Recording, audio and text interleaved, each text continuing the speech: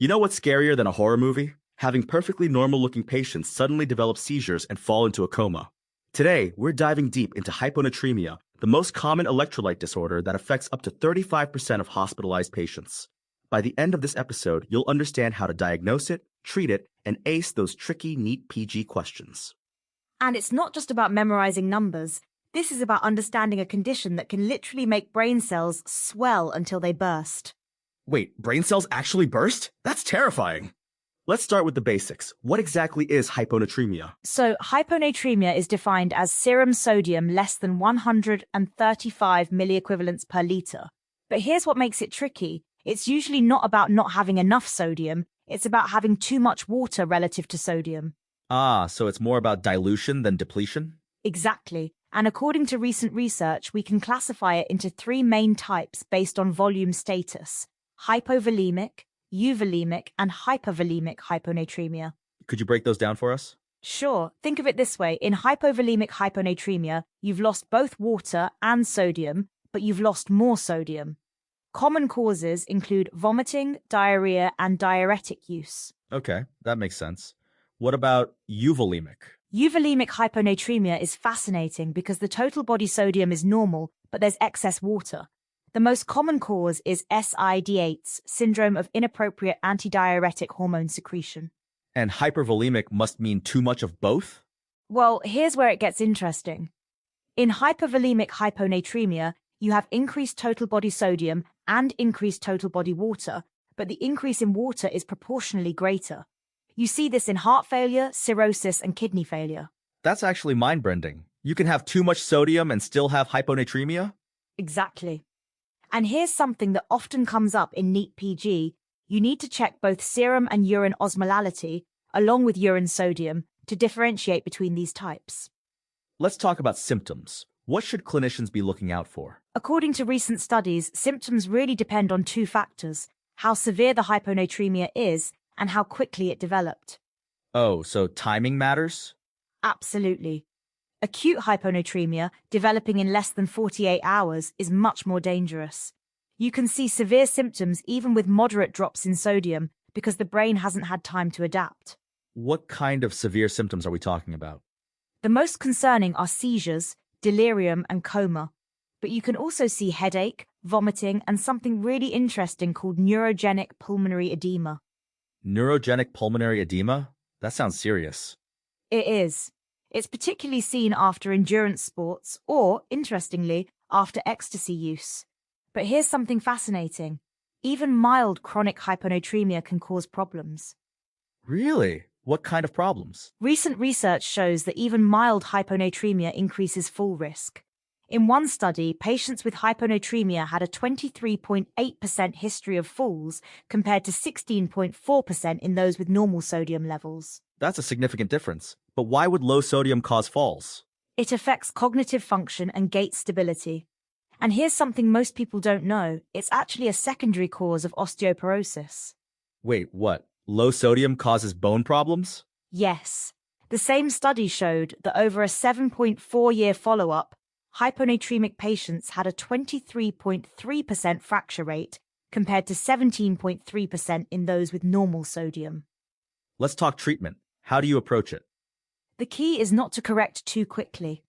According to current guidelines, you shouldn't increase sodium by more than 8-10 milliequivalents per litre in 24 hours. Why not? Wouldn't faster be better? Actually, rapid correction can cause something called osmotic demyelination syndrome, which can be devastating. That sounds scary. What exactly happens? The brain cells have adapted to the low sodium by accumulating organic osmoles. If you correct too quickly, they can't readjust fast enough, leading to permanent neurological damage. So how do you treat it safely? For severe symptomatic cases, we use 3% hypertonic saline at 0.5, 1 milliliter a kg an hour. The goal is to increase sodium by 4-6 milliequivalents in the first few hours to relieve symptoms. And for less severe cases? It depends on the cause. For AH, fluid restriction is often the first step. Some patients might need medications like tolvaptan, though we have to monitor liver function with that. Speaking of monitoring, what labs do we need to keep track of? 3 essential tests: serum osmolality, urine osmolality, and urine sodium. These help determine the underlying cause and guide treatment. And how often should we check sodium levels during treatment? For severe cases, every 6-8 hours. Recent studies show that close monitoring significantly improves outcomes. Are there any special populations we need to be extra careful with? Yes, elderly patients are particularly vulnerable. According to recent data, 54% of hospitalized hyponatremic patients are over 60 years old. Why are older patients more at risk? Multiple factors. They often take medications that can cause hyponatremia, like diuretics, and they may have decreased thirst sensation and impaired kidney function. Let's talk about some common pitfalls. What mistakes do you see people making? One big mistake is not considering pseudo-hyponatremia. If a patient has very high triglycerides or proteins, it can falsely lower the sodium reading. Oh, that's interesting. Any other common errors? Another is using normal saline for all cases. In SIADH, it can actually make things worse because the body will retain the water and excrete the sodium. That's counterintuitive. Any other surprising facts about hyponatremia? Here's one that often comes up in exams: hypertonic hyponatremia. It's when the sodium is low, but the osmolality is high, typically seen in severe hypoglycemia. So the sodium is actually normal, it just looks low? Exactly. For every 100 mg/dL increase in glucose above normal, the sodium appears to decrease by about 1.6 milliequivalents per liter. That's a great NEET PG pearl. Any others? Yes, remember that certain drugs can cause IH, particularly some antidepressants and antipsychotics. It's a common exam question. Speaking of exams, any tips for approaching hyponatremia questions? Always start with volume status. Is the patient hypovolemic, euvolemic, or hypervolemic? Then look at urine sodium and osmolality. The pattern will lead you to the diagnosis. That's really helpful. Any final pearls of wisdom? Yes, remember that hyponatremia is often multifactorial. Don't stop at finding one cause, look for others. And always check medication lists. And what about prevention? Any strategies there? Regular monitoring of at-risk patients is key. Recent studies show that early specialist input and clear communication across healthcare teams significantly improve outcomes. This has been incredibly informative. Any last thoughts? Just remember, respect hyponatremia. It's common enough to see frequently, but serious enough to kill if mismanaged.